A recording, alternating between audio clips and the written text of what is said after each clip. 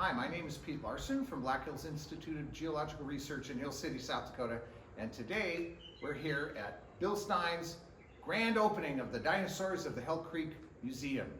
And today I'm going to be talking about, wait for it, the dinosaurs of the Hell Creek and Lance formations. Thank you. Good for everyone. Thank you. So when Bill asked me to speak tonight,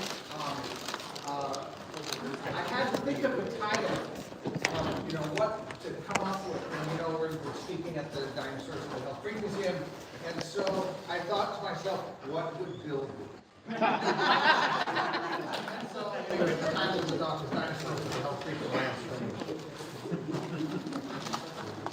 So we know these various types of dinosaurs that are found here, but it's, and in fact, years ago, not that many years ago, people were thinking, here we are at the end of the age of dinosaurs, and the dinosaurs were sort of, they didn't go out with a bang, they just sort of went out very slowly. We had a loss in diversity, and people didn't stop to think, we're talking about a very, very tiny bit of not just time, but a tiny bit of geography over the world. But it turns out that, and I'm going to try to prove this to you tonight, that our limited knowledge of these dinosaurs is growing every day, and we're coming up with more and more species and more groups of dinosaurs, and I'm going to show you some of that tonight. So, starting with probably the most, the area that we're talking about Montana, basically eastern Montana, western North Dakota, western South Dakota, and eastern Wyoming. So it's a fairly, and just these rocks, this green stuff right here is Cretaceous, and only a portion of that is the Hell Creek Formation. So the Hell Creek Formation in South Dakota and in Montana, we've got some really good exposures. But fossils are pretty hard to find, and especially something that's articulated, something complete. We find individual bones all the time, chunks of bones, chunkosaurs as Clayton would call them. Nice exposures. You think, man, there ought to be a lot of good fossils here. And the most part, if you find a dinosaur bone in this whole exposure, you're doing pretty well. So, first of all, they're very rare, and good specimens are even rarer. Lance Creek is a little bit different. We don't have terribly good exposures, but we do have, when we do have an exposure, there seems to be more material. Now, the Lance Formation was deposited about the same time, the same time period as the Hell Creek Formation. But the Hell Creek Formation in South Dakota, for instance, the deepest, the most sediment we have is about 390 feet, where the Lance Formation in Wyoming is very typically 2,500 feet thick. Wow. So it was deposited in the same bit of time, but much more rapidly. So rapid deposition yields more preservation of animals. Now that rock, let me go back once. This rock right here, everybody's looking at it, that's Andy Farkley. And under this rock is this really cool pattern stuff. That, it turns out, is the first hint of the best preserved Triceratops skin that anybody's ever seen. Wow. We'll get to that in a little bit. So the most probably well-known dinosaur, and when people find them anymore, they're saying, oh, it's just a duckbill and walking away, is Dinosaurus indicus. And we were very fortunate in the 70s and 80s up to 1990, digging in the Hell Creek Formation, and we assembled about 10 skeletons that are in museums around the world, a few composite skulls and all this, but it was kind of interesting in that when we were digging in this formation, in this one spot, the Ruth Mason quarter, we had about a quarter mile, half mile by half mile, quarter section of bones.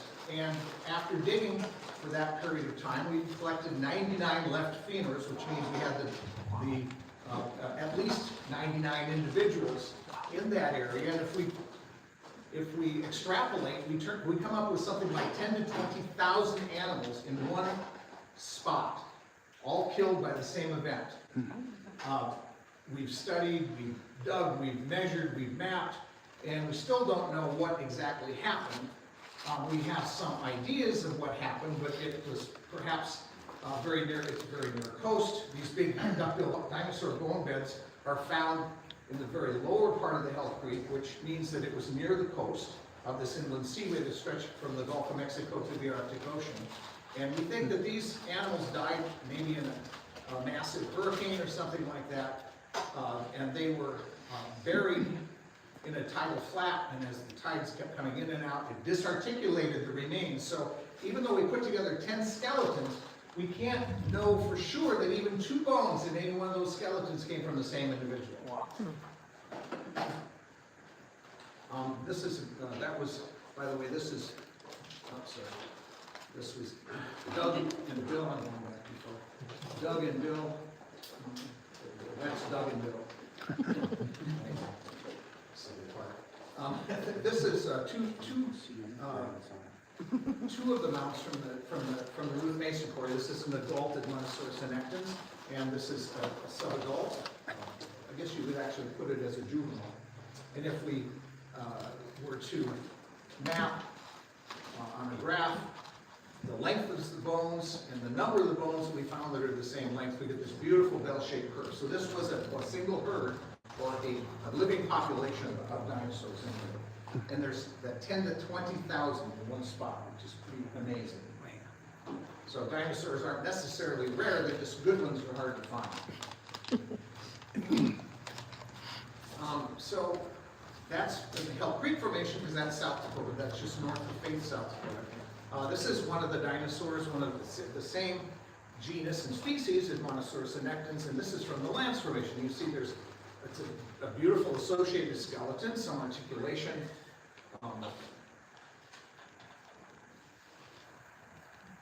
And there's even some skin that's preserved in this.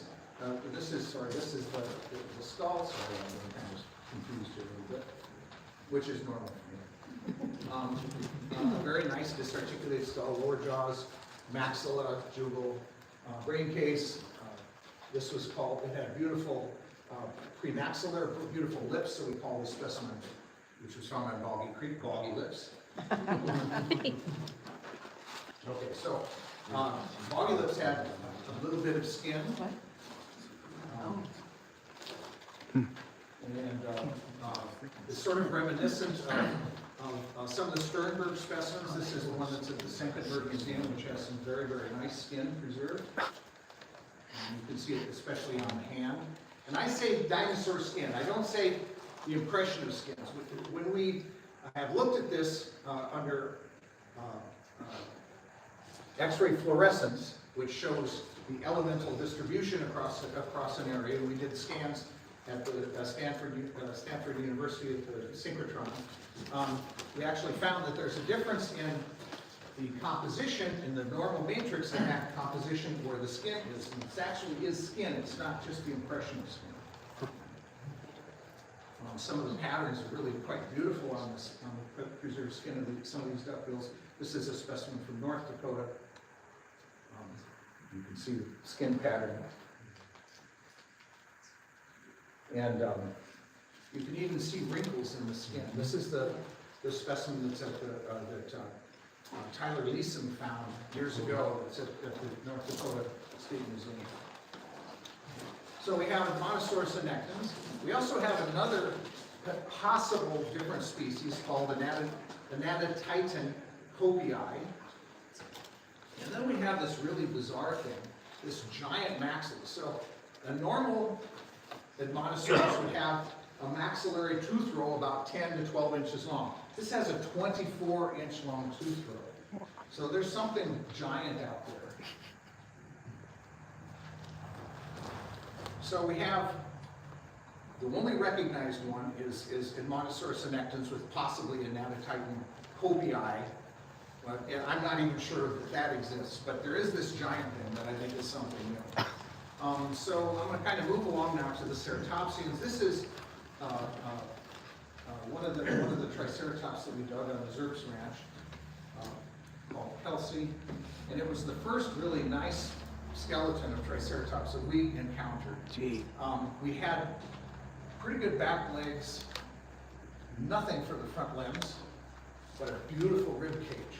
And with this rib cage, we were able to actually put together a skeleton because it had depressions where the scapula would go, even though we had no scapula. So we could actually put the scapula and coracoid together in the proper orientation. By the way, coracoids touch or nearly touch in all dinosaurs. They are not separated like a mammal's where the scapulas are just to the side of the body. They don't have clavicles, but they do have these coracoids that come together. This is the sternals, which I was mentioning to one of the guys here. You guys are preparing a couple of really nice sternals. And they're actually, anything from the front limbs are quite rare on Triceratops. And then we have this beautiful thing we call Lane. This is a very, very complete Triceratops. It is the best Triceratops mounted in this country. There's one that went to Australia that might be a little bit better, might be a little bit more complete, but it didn't have what Lane had. Lane is the one that you saw on the first couple slides where you can actually see some skin.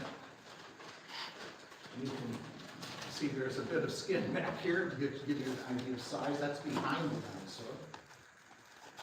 dinosaur.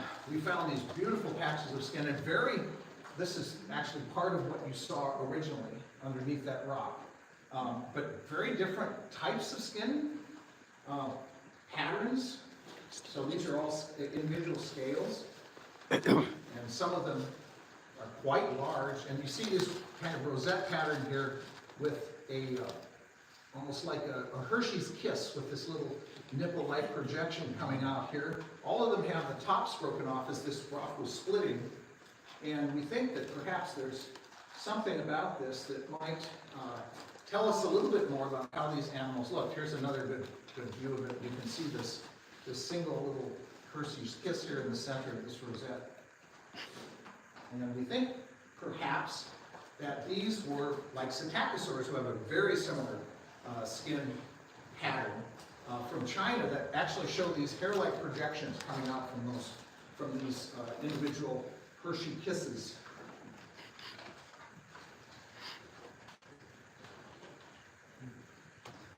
Let's see. Anyway, when we were collecting this specimen, for years and years we thought that Triceratops was a solitary animal that lived by itself, because we never found a bone bed of Triceratops like we find for the Dinosaurs. In this particular case, out in the Lance Formation, south of Newcastle, we found four individuals buried in one site, and just above it, another 20 feet above it, two other individuals buried together. And this was varying sizes of Triceratops. It's Triceratops hortus. It's the base of the Lance Formation. And this is our original maps that we did in our first collecting. We ended up getting the Leiden Museum interested in Dr. Ellis Biodiversity Center in Leiden, Holland, and they purchased basically the site from us, and we helped excavate. This is before they began digging, so give you an idea of how many bones were there, and ended up with, again, 6 individuals total from this site, 4 from one level and 2 from another. And then, of course, we have Lane here. You can see how we put the coracoids together. It gives a very, very different look, because you have this really broad belly, and it comes sort of almost like a snowplow as the chest narrows in towards the front. Just a very different look for Triceratops. So this is Triceratops hortus. This is found mostly at the base of the hell crate, but we have found a skull near the very top. And then we have another species of Triceratops, Triceratops prorsus, which has a much larger nasal horn, kind of a more massive animal. And this is found mostly at the top, but I have found a nasal horn right at the base of the hell crate too. So they probably lived in a different environment. One was more upland, one was more coastal. And I'm kind of giving you a little different view of that animal. And we just dug a prorsus not too many years ago. Nice skull sticking out. And kind of giving you just a few field shots of what it takes to dig out a big Triceratops skull. So, we've removed, and of course Clayton has removed much bigger jackets than that, but we had kind of a little bit of building a bit of a road and stuff, and had to go across some BLM land, so that was, had to get some BLM people there too, to make sure that we weren't doing anything that they didn't like. And this is doing some of the prep on the fossil. Turned out to be a very nice specimen. It's in Oslo, Norway right now. So we have Triceratops horridus, Triceratops prorsus, and then there's this other ceratopsian that Jack Horner had said this is just a really big Triceratops, and as they get big, they grow holes in their head and all kinds of strange things that he says about it. But Torosaurus is limited to the base of the Hell Creek and base of the lands, and it is again another coastal specimen.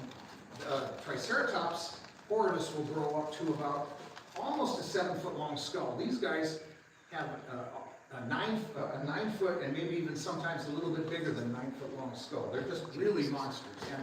And in all honesty, the premaxilla, the jugal, back of the lower jaw, there's so many differences in it, including the brain case. The brain cases, which are very, very conservative, do not usually have differences if they're the same the same species. So I think Jack was wrong here. This is another view of how big these guys are. This is a fleshed-on version that they made at the Museum of the Rockies. So we have a Torosaurus, which we actually originally, because we didn't have this part of the parietals, it was just kind of a band up here at the top, that we originally restored as a Triceratops, and then we had to go through a genus change. And so we changed it in the museum. I thought, what would Bill do? It's the same long defined species, or would he fix it? And so we fixed it. Fix it. So we have Triceratops horridus, Triceratops prorsus, and Torosaurus latus. And when we have this fairly new one that we described, Prasad and I described a number of years ago, which is, and this is 10 centimeters backwards because this particular slide is reversed, which has this really big nasal horn and actually a smaller in mass brow horn. And we named this Tatankaceratops sacrosinorum after the Sackerson brothers. It was found originally by Stan Sackerson and Steve Sackerson, and I excavated it. Very, very different. That skull is less than 1 meter long, and this is an adult. The epicycles are fused. It's the basioccipital and the exoccipitals are fused. So it is an adult specimen. We have a pretty good skeleton that we're going to mount someday. So we have now 4 ceratopsians.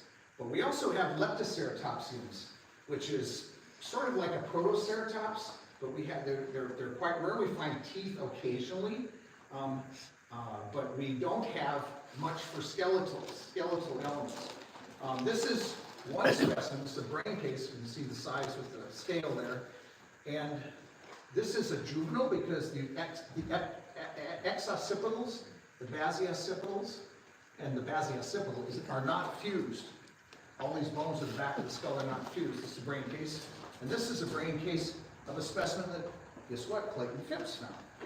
You'll see some more of his stuff, Mr. Magic. So this is an adult. This is a juvenile. Clearly cannot be the same genus, well, maybe the same genus, but certainly not the same species. And the one that Clayton found also has, I just laid out a few of the elements. We have a lot of the skull. We have humerus, we have femur, we have scapula corcoid. There's a pubis right here, both humeri. There's the brain case, and some other things. We went back and dug a big hole, but Clayton did a good job collecting because all we found is a tooth and one little toenail, and then a few scraps of bone. And then to add to this, this is a specimen that comes from another one of Clayton's bone beds that was collected by Chris Morrow and Katie Bush, and it is clearly different. This is also a leptoceratopsid, but this brain case is different than this brain case. So there, it looks like we have 3 different Leptoceratopses. None of them have a name. Then Thescelosaurus, I think there's like 3 different genera and 5 different species described already. This is a very primitive ornithischian dinosaur, and I'm not really sure there are that many actual different genera to this guy, but clearly there's more than one. It's got some kind of cool features in the skull that are, if you look at the postcranial skeleton of Pachycephalosaurs and Thescelosaurs, they look very similar. Bill's got some really nice specimens in his exhibit here showing a lot of size variation and stuff that he's found in his channel. Of course, then we have the Pachycephalosaurids. This is my tree-bolt specimen, which I consider to be Stygimoloch. Others consider it to be Pachycephalosaurus, which adds, we have a little bit of confusion going on here. And so this one is Pachycephalosaurus. It's a very, very large dome. It's about this big. The dome on Mike's skull is much smaller. Actually, the dome is kind of mostly missing. So Jack Horner, again, one of the things he always says is ontogeny, ontogeny, ontogeny. It explains everything.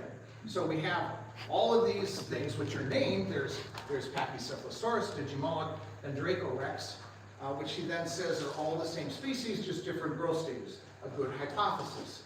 But when you look at them, you'll find that the number and placement of the ornamentation is different. This is kind of misleading because they're all about the same size, except Pachycephalosaurus can get very, very large. But an adult Pachycephalosaurus and an adult Stygimoloch normally are about the same size. And Dracorex isn't much different in size either. But he thinks that the dome grow over time, which is true, they do, but now there is a nice new juvenile Pachycephalosaurus. It's probably the best and only skeleton of a Pachycephalosaurid in the world. It's better than anything that's from Mongolia that's actually in a museum. And we have this weird thing that just doesn't match any of them, that might even be something different. This is one out of the lens. So there's at least 4 Pachycephalosaurs because we have one more. This is kind of considered to be Pachycephalosaurus, but it's a little weird. This is considered to be Pachycephalosaurus, but there's some unusual things about it. So we have Pachycephalosaurus. We have this thing called Stygimoloch. This is one that picture from Chris and Katie. And is this the one? Is this the one you found, Clayton? No, that's not the one. So this is a different one than one. Yep. Clayton found a very nice skull.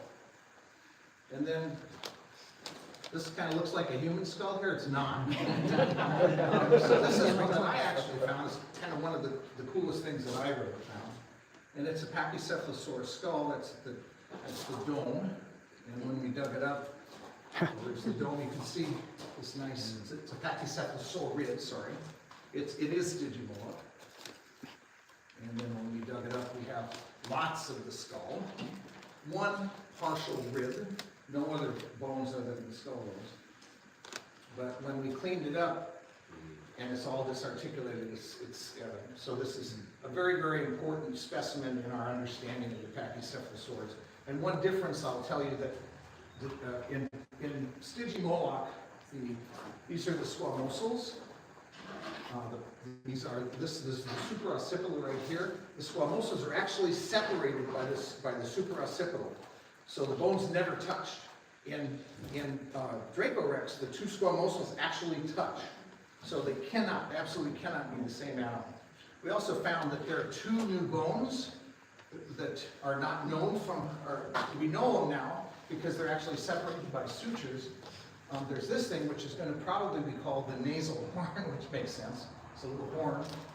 And then these 2 things which are between the nasal and the premaxillary. So we're not sure if we should call this the pre-nasal or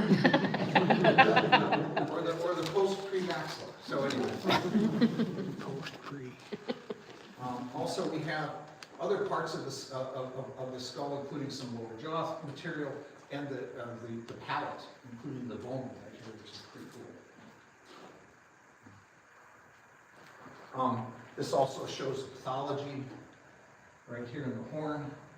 The skull itself also shows evidence of a fungal infection on the top of the dome, which you see occasionally on pachycephalosaurs. Anyway, cool thing. And then there's this, so that's 3, and then here's 3, maybe 4, and here's definitely a 4th one. This is called, let's see, I want to say Spherolithus, but that's not quite right. But it's just described from one dome. We have a dome, Clayton's found a couple of them, but it's a small pachycephalosaur like Stegosaurus. And then, of course, we have Dracorex, which is real. Her jaw's not, but the rest of the skull is real. Cool thing. So then we have this thing, weird thing, the notosaur. You see a skull, cast skull here in Bill's museum. But we have this is one we found just recently. We're digging on a Rex, and when I first saw it, there was a femur, a tibia, a fibula, and a metatarsal exposed. When we finished it, there was a femur, a tibia, a fibula, and 4 metatarsals, and 1 chunk of a rib, and then some vertebrae, some ribs, and this fantastic skull from Dinosaurs. So interestingly enough, we have this in our collection. We have this specimen, which is one that Jared Hudson collected. You see the teeth, side view, it's crushed laterally, weird. And then this wonderful specimen that you see a cast of in Bill's museum. And we've put together, using casts from a specimen that was found in the Lance Formation by Lee Campbell, that's at the National Museum in Tokyo. We were able to get casting rights and have put together this kind of cool skeleton of this really unusual ankylosaur rib. Another view. So theropods have always been kind of one of my favorite things because, you know, who doesn't like things that could kill you? So this is Struthiomimus sedens. We created most of the neck and the skull, but the rest of the specimen is what was preserved. And it has actually quill knobs on the ulnas. This ulna right here in particular, it's very obvious, and this beautiful gastrulae basket in there.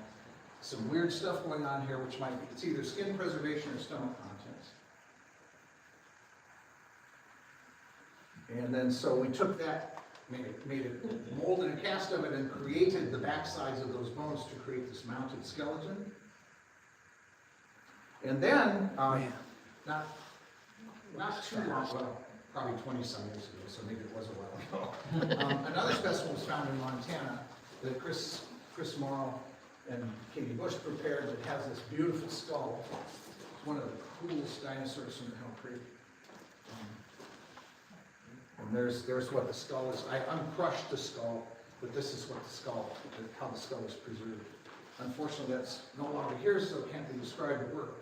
Actually, I'd like to describe it from the cast, because the casts are pretty darn good. They have the original way it was found in the ground, too, so preserved it with Chris mold.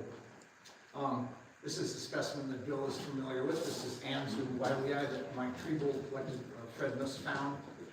2 specimens made this wonderful composite cast, but not good composite skeletons, so they're just the cast of the skeleton. So this belongs to a group called Oviraptorids, and there's in our museum also. It's called the chicken from hell, which you can was a pretty good term for it. And Clayton Phipps then found this specimen. There's the body, you can see scapupoid here, you can see an arm, there's the pelvis, partial leg.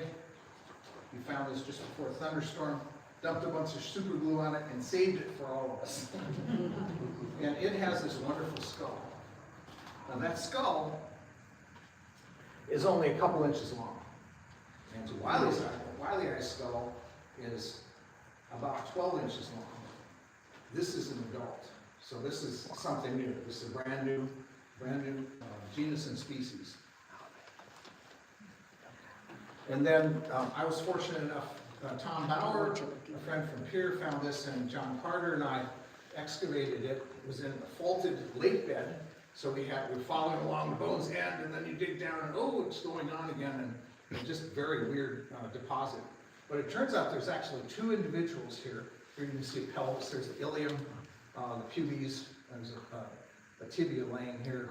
It's actually not both skeleton, there's about half of each skeleton, including this really cool skull, hard to see. Here's the front of the lower jaw, back of the lower jaw. There's part of the brain case. There's the quadrates and stuff. Basically, the entire skull is there, and most of the vertebrae for two animals. Lots of foot bones, lots of hand bones, arm bones. There's a close-up of the skull. And then Anzu Wiley is a very interesting animal. It has the weirdest sternals. So if you have your sternals fused, it's called a sternum. If they're unfused, if they're two separate bones, it's called a sternal. Each one is called a sternal. And Anzu Wiley has sternals, not fused. It also has this very peculiar foramen in each of those sternals. If you look closely at that specimen that Bill has in the museum there, you'll see this. Well, the second set of sternals is actually a sternum. It's fused, and there are no foramen. Zero. So it's another, together, these two, I don't think this is sexual dimorphism either. That's too much of a difference. So there's another, that's two so far, Caenorgnathids or oviraptors. There are two that don't have a name, and it turns out there's at least one other one that we have a specimen in our collection, and we sold the second specimen to David Evans at the Royal Ontario Museum that will be described as well. So there's three more undescribed dinosaurs. We know about the dromaeosaurids. There's one, a Carrioraptor, that's been described from a maxilla found by Clayton Phipps, and a referred dentary from one of his bone beds, this isolated tooth. And then there's Dakotaraptor steini, which is an interesting name, but Bill will tell you more about that. Best name ever. This was found by... Best name ever. And anyway, so described by Robert De Palma et al. Also a very, very cool dinosaur. Like Bill, he was a very kind dinosaur. We call it the rescue raptor because look how nice he's taking this little baby Triceratops and saving it from those terrible tyrannosaurs.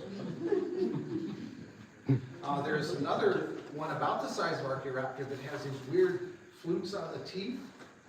That's an undescribed. And we also have a Microraptor from the Ruth Mason quarter. We've got humerus, femur, tibia, ulna, and some isolated vertebrated things, all from different individuals, unfortunately. But so we know it's there. We just don't have a really good, complete specimen to give it a description yet. And then, of course, we come to my favorite, Tyrannosaurs. And this is another one of those ontogeny things. This is Nanotyrannus lancensis. Some people think it's, or at least thought, that it was perhaps a juvenile T-Rex. A very nice hypothesis, but it has been disproven in many ways. The tooth count is completely different for Nanotyrannus. It has many more teeth than Tyrannosaurus rex. The tooth morphology is different. Nanotyrannus is homodont. Its teeth are pretty much the same throughout its maxilla and dentary from front to the back. Same morphology. Tyrannosaurus rex is heterodont. It doesn't have that. Each tooth is very locatable to where it goes in the jaw. Nanotyrannus has an incisiform first maxillary tooth, which means it doesn't have serrations on the front and back. It has both sort of a ridge for serrations on the back of the tooth, and all the premaxillary teeth also don't have these really obvious serrations. They just have sort of little lumps. It's not a normal serrated tooth. Many, many differences, including this little foramen here, which is the only pneumatic quadratojugal in any dinosaur, and Nanotranis is the only one that has that, no T-Rex has. Lots of other differences. Jane was found. We thought, well, we had the answer, and we did, because we had a good enough skull to compare to the type. That was the type before, and that's where the argument was made. But then it was published on by another person who shall remain nameless, who did not really look at the characters, didn't care. He was trying to prove his point. So he just ignored the characters that disproved it. And then Clayton and his crew found the dueling dinosaurs, which has a beautiful Nanotranis skeleton with it. And then we started learning more about it, because this guy had arms and hands. It had a neck. It was a complete dinosaur, with the exception of one claw that we never did find, or that Clayton never was able to find. Although Marianne found one of the two missing claws. So it had also a Triceratops skull, which has scales on the skull, which was interesting to find. I thought at first it might be something different, because the ischium, the way it was preserved in the rock, looked straight, not curved. The Triceratops has this beautiful curved ischium. And then it had this weird short horn. But it turns out this is pathologic, and that ischium was just rotated in a way that it looked. So an important thing about being a paleontologist is admitting when you're wrong. So here's the Nanotranis skeleton. Look at these beautiful hands and arms. The Australia basket, this beautiful complete neck. Another difference is this: if you take Stan's skull, and you measure the skull and you measure the neck, and you do a ratio and proportion, Stan's skull is 1.5 times longer than the neck. For T-Rex, 1.5 times skull, 1.5 times longer than the neck. Nanotranis is 0.9 times as long as the neck. The neck is longer than the skull. Something that'd be very difficult to explain through ontogeny. Impossible, actually. This is one of the really cool things about this, and you probably can't see it from there, but this is the metatarsal. There was a concretion, a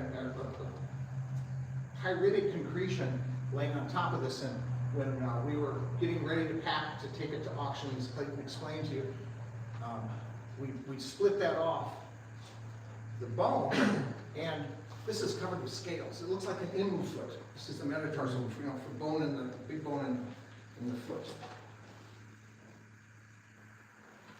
And it had this beautiful arm.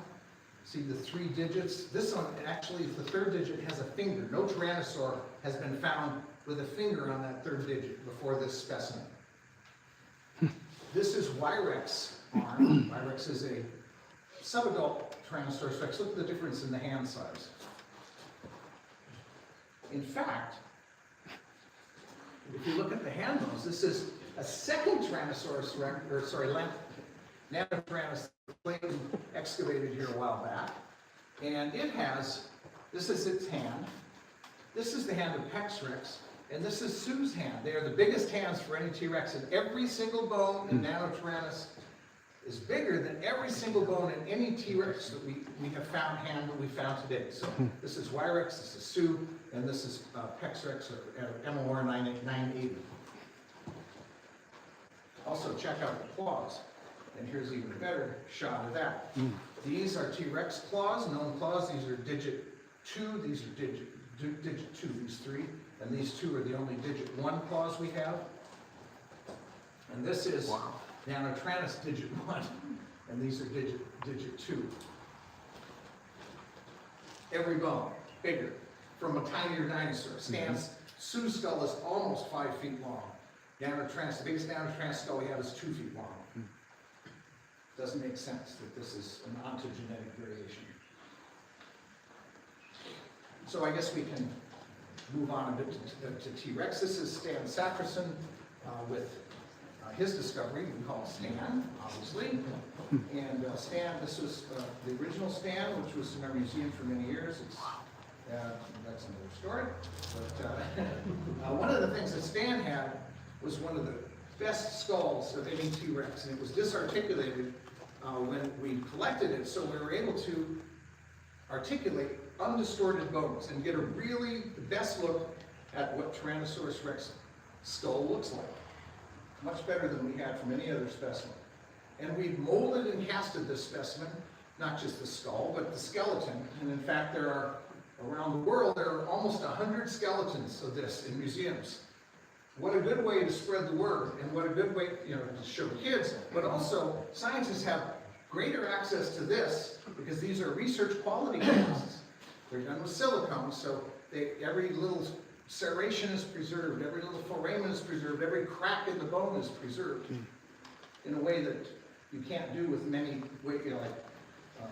even printing is not as good as this, but hopefully someday it will be. So there's all kinds of different ones. This was in Walt Disney, was it Disney World in Orlando, Florida. And I'm not sure where this one is. This is one that's in Albuquerque. This is one that went to Japan. This is one that's in a middle school in Worcester, Massachusetts. Wow. Plummeting down a stairway. This is in Manchester, England. And this is one outside, mounted using stainless steel and automotive paint. Mounted outside in Rome. So Stan's kind of our poster child for getting the word out about fossils.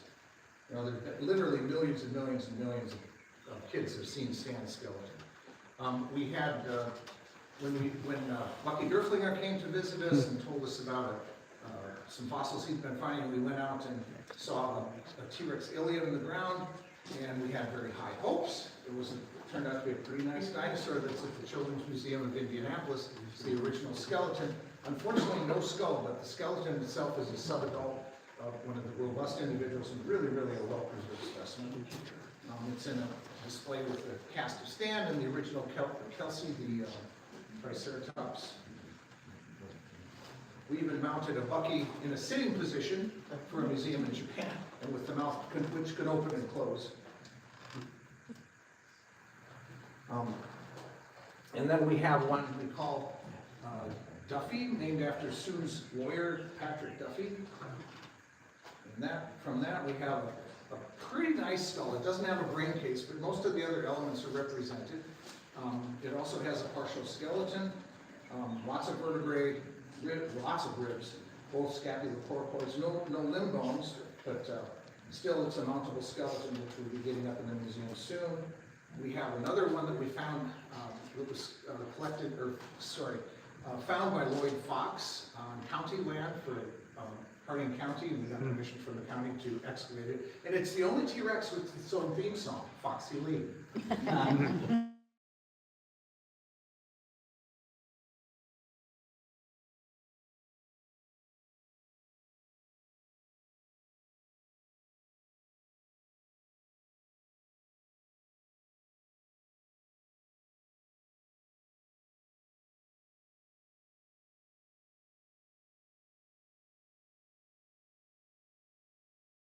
And it also has this weird acid-etched appearance to the back of this, to the back of that bone, and actually to the next caudal as well, and that caudal, and then they get better. So I think that it actually had its tail bitten off by another T-Rex, or at least nearly bitten off, and it rotted, literally had gangrene, rotted off, and we had still bacterial infection going when this animal died. So it could have actually killed an individual. And Wyrex is the only one to date that we've found skin. And this is because I think we have some of the best preparators in the world working in this profession, the commercial people, because we're really careful. And the Institute has some of the very, very best in the world.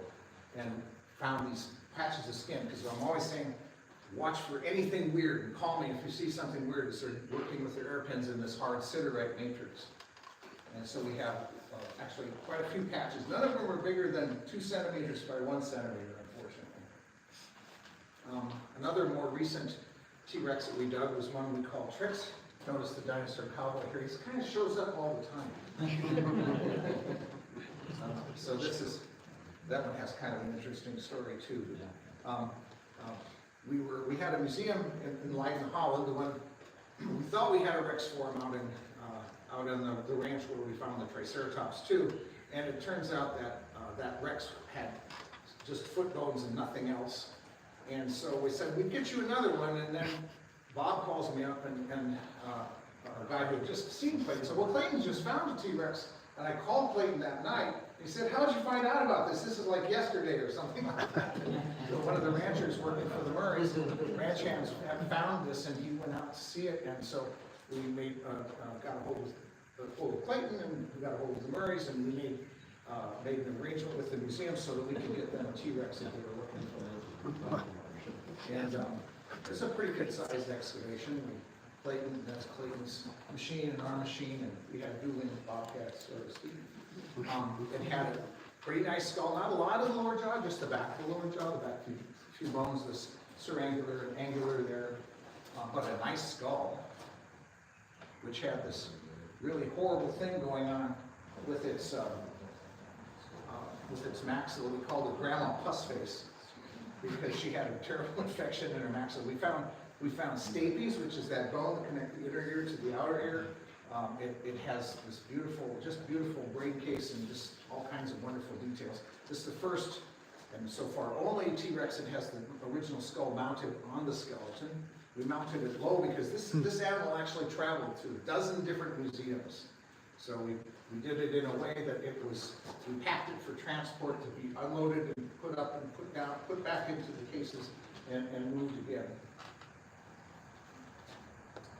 And anyway, just kind of an interesting exhibit with this. Is real close to the ground, so 4 people could lift this skull up with the mechanism that we created for it. And then just here, the last 2 years, we've been working on a site in Wyoming again. This is by far the best and most complete T-Rex that's been found in the state of Wyoming. Lee-Rex is pretty good, but it has some real preservation problems and doesn't have nearly as many bones as this. This is about 50% of the skeleton so far. I think when we do the final cleaning on it, this is of course a dentary lower jaw. You can see a couple teeth there. But this was actually turned out to be quite a big excavation. You can see this. It takes, you have to move a lot of dirt to dig a Rex if you want to make sure you get it all. And then of course everybody knows about Sue. This is the discovery photo here. A lot of these brown things are concretion, and a lot of them are bone. This is the cross section of the skeleton. And there's Susan Hendrickson, the one who discovered it, next to in the field next to those wonderful teeth. Jeez. And kind of get an idea of the skeleton, articulated pretty much through the tail section. There's one of the shoulder blades. There's an articulated leg kind of underneath the pelvis here, and that wonderful skull, which is right there, under the pelvis. There's one of the prep shots. I was always disappointed with the way the skull went together because we didn't get to finish it because it got taken away. But anyway, lots of cool shots we got before it left. And of course, it's in the Field Museum, which is a perfectly good place for it to be. Millions of people get to see it every year in Chicago, and so it's in. She has a good home. Just a really kind of cool specimen. That's a cast of the skull, of course. Quite a nice mount. And we got them to change a few things because they had the rib cage outside the legs, which was kind of a mistake. And I think the new mount, they moved the coracoids closer together too, so the furcula actually works because it had a furcula. So, if anybody is interested in the story, it actually won the Emmy, which is kind of cool. And there we went to, so it was nominated for an Emmy for the best science documentary.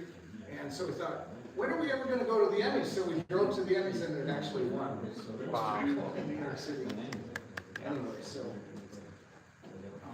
sorry I'm a bit disjointed, late in the day and tired of this. But anyway, so I hope you all can come visit the museum someday if you haven't been there. You're always welcome.